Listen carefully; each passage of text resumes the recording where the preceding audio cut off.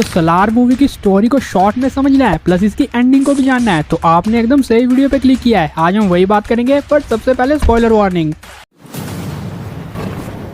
तो मूवी की स्टोरी है कई साल पुरानी, जहाँ पे खानसार नाम की एक जगह पे 3 कबीले थे।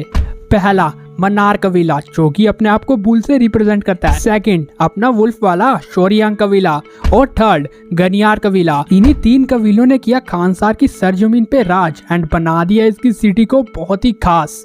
अब कई साल बाद खानसार की इस सिटी के राजा बनते हैं शिव मंत्रार, जो कि एक कॉन्स्टिट्यूशन लिखते हैं जिसका नाम उन्होंने रखा निबंधन। अकॉर्डिंग टू दिस निबंधन खानसार को डिवाइड कर दिया गया 101 टुकड़ों में, यानी 101 पीसीज में, और हर एक टुकड़े को कोई ना कोई कंट्रोल करता है। बट इनकी पावर्स को भी डिवाइड कर दिया गया कड़ों के साथ। मतलब पहला कापर यानी 1 बोर्ड के 61 लोग, फिर सरदार यानी 3 बोर्ड वाले 8 लोग, फिर लास्ट में स्पेशल कर्ता यानी 15 वोट वाले किंग।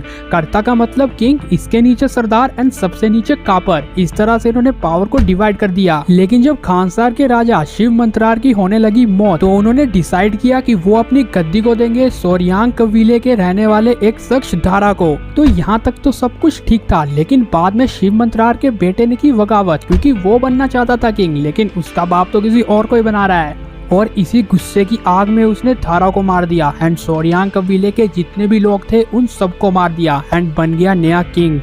और किंग बनने के बाद उसने और 3 बच्चों को जन्म दिया, राधारमा, रुद्रा एंड वर्दा। और फिर इन्हीं में से एक वर्दा के बचपन का दोस्त था देवा। ये दोनों बहुत ही अच्छे दोस्त थे, लेकिन इनको अलग होना पड़ा क्योंकि कुछ गुंडे देव और उसकी माँ को खत्म करने आए थे। तो वर्दा का भी फर्ज बनता है कि वो अपने दोस्त को बचाए। उसने उसे बचाया, साथ ही सुजेशन दे दी कि तू यहाँ से बहुत दूर चले जा, एंड इसीलिए ये अलग अलग और अपने अपने रास्ते चल दिए। तो अब ये गुंडे कौन थे और देवा और उसकी माँ के पीछे क्यों पड़े थे, इसके बारे में हमें आगे पता चलेगा। लेकिन अब स्टोरी कई साल आगे पहुंच चुकी थी, जहाँ पे देवा और वर्दा दोनों काफी बड़े हो चुके थे। लेकिन अब यहाँ पे अलग ही कांड चल रहे थे। वर्दा और देवा की लड़ाई के किस्से अब हर जगह थे। लेकिन यहाँ पे एक और कैरेक्टर इंट्रोड्यूस होती है, यानी कृष्णकांत की बेटी आद्या। अब ये आई होती है इंडिया, लेकिन इसके पीछे कई आदमी पड़ जाते हैं। क्यों? क्योंकि इन्होंने बदला लेना था इसके बाप कृष्णकांत से। अब ये मत पूछना कि क्यों, क्योंकि पूरी मूवी में कहीं रिवील ही नहीं किया ये। लेकिन आई थिंक कृष्णकांत का मेन रोल इस मूवी के पार्ट 2 में दिखेगा, जहाँ पे ये सब लोग इसके पीछे क्यों पड़े हैं ये बातें रिवील होगी। लेकिन मेन बात तो आती है देवा और वर्ता की स्टोरी में कि इनके साथ हुआ क्या। तो इसके लिए ये स्टोरी को थोड़ा पीछे ले जाते हैं। मतलब अभी तो प्रेजेंट चल रहा था, लेकिन मूवी के सेकंड हाफ से इसका थोड़ा सा पास शुरू होता है। अब यहाँ पे हर कोई खड़ा था वर्दा के खिलाफ, इसीलिए वो अपने पुराने दोस्त देव को करता है याद। अब इन दोनों ने मिलके कर दिया खालसार पे अटैक, एंड यहाँ पे बहुत ही भयानक और ब्रूटल फाइट होती है, जहाँ पे गनियार के कुछ लोगों को, इवन कुछ सरदार और उसके बच्चों को भी देवा मार देता है। एंड अब इसी फाइनल बैटल में चीजें धीरे धीरे करके और रिवील होना शुरू होती है। सबसे पहली बात की जो गनियार कबीला था, जो कि शुरू से लेके अब तक ऐसे ही रहा मूवी में, उसके पास बहुत हाईटेक वेपन्स हैं, जिन वेपन का शायद वो पार्ट 2 में यूज गद्दी के लिए करेगा।